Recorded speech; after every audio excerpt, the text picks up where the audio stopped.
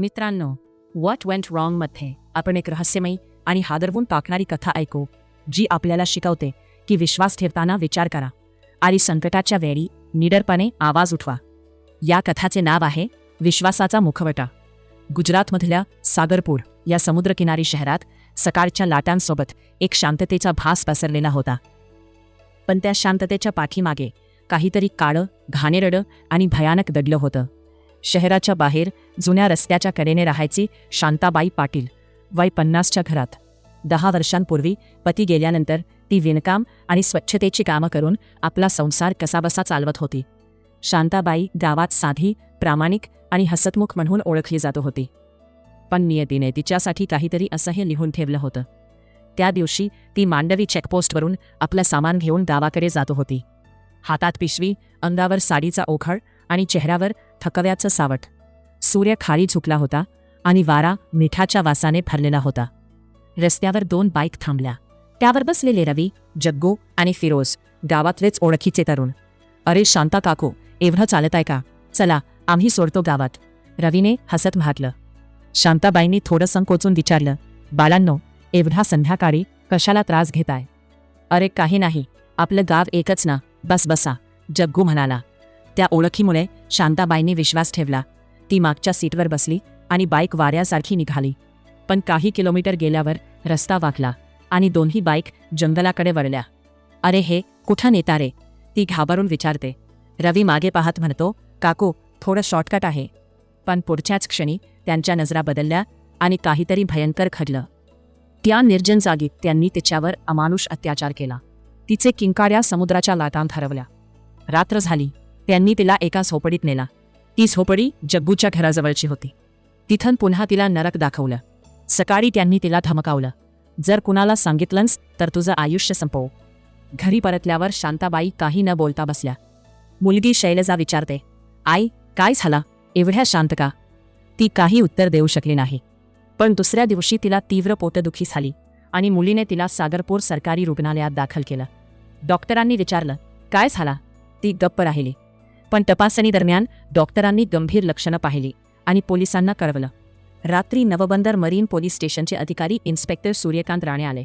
उंच, टोकदार डोळ्यांचे आणि शांत पण तीक्ष्ण बुद्धीचे. त्यांनी विचारलं, "काकू, सत्य सांगा, आम्ही आहोत ना?" थोडा वेळ शांत राहून, अश्रूंनी डोळे भरून शांताबाईंनी सर्व सांगितलं. पुढच्या सकाळी सागरपूर हादरला. पोलिसांनी 3ही आरोपींना पकडलं. पण खरी कहाणी आता सुरू झाली होती. राणे साहेबांनी आरोपींना समोर बसवलं. "तुम्हाला वाटता तुम्ही बचाल?" रवी हसत म्हणाला, "साहेब, ती आमची ओळखीची आहे, स्वेच्छेने आली होती." राणे साहेबांनी शांतपणे टेबलावर बोट ठोकलं. "आमच्याकडे मेडिकल रिपोर्ट आहे आणि CCTV फुटेज सुद्धा." जग्गूचा चेहरा पांढरा पडला. "CCTV?" "हो, मांडवी चेकपोस्टच्या कॅमेऱ्यात तुम्ही तिघे दिसत आहे." पोलिसांनी चौकशी दरम्यान एक विचित्र गोष्ट उघड केली. आरोपींनी या घटनेचा व्हिडिओ मोबाईलमध्ये रेकॉर्ड केला होता. त्याचा वापर करून ते आणखी महिलांना ब्लॅकमेल करण्याचा प्लॅन करत होते. राणे साहेबांनी फाईल बंद केली आणि म्हणाले, "असं वाटतं तुमचा खेळ आता संपला." या प्रकरणाने सोशल मीडियावर खळबळ उडवली. #JusticeForShanta ट्रेंड होऊ लागला. काही जण पोस्ट टाकत होते, "बाईंचा सन्मान करा, नाहीतर समाज तुम्हाला जिवंत पुरेल." तर काही राजकीय नेते प्रसिद्धीसाठी तिच्या घरी भेट देऊ लागले. गावच्या पंचायतीने तात्काळ सभा बोलावली. गावात एक गजबज होती. एकीकडे काही लोक म्हणत होते, शांताबाईने उगाच का आरोप केले असतील, तर दुसरे म्हणत होते, ती बाई बिचारी आहे, न्याय मिळालाच पाहिजे. सभा सुरू झाली. सरपंच गोविंद पाटील म्हणाले, "आपल्या गावाचं नाव खराब झालं आहे, पण दोषींना शिक्षा होणारच." शांताबाईने आवाज थरथरत म्हणाल्या, "मला बदनाम करायचं असेल तर करा, पण या मुलींचं आयुष्य तरी सुरक्षित ठेवा." त्या क्षणी संपूर्ण सभा शांत झाली. गावातील स्त्रिया एकमेकींच्या डोळ्यात पाहू लागल्या. कोणीतरी टाळी वाजवली आणि मग संपूर्ण महिला वर्ग उठून शांताबाईंच्या पाठीशी उभा राहिला. 2 आठवड्यानंतर केस कोर्टात गेली. न्यायालयात रवी, जग्गू आणि फिरोज उभे होते. डोळ्यांत पश्चात्ताप नव्हता, पण भीती होती. शांताबाई साक्ष देण्यासाठी पुढे गेल्या. त्यांचा आवाज थरथरत होता, पण नजरेत निर्धार होता. "माझा अपराध एवढाच की मी विश्वास ठेवलन." कोर्टात शांतता पसरली. न्यायाधीशांनी पोलिसांचा पुरावा ऐकला आणि म्हणाले, "या प्रकरणाने दाखवले की स्त्रीवर अन्याय करणारे कितीही शक्तिशाली असले तरी कायदा त्यांना वाचवू शकत नाही."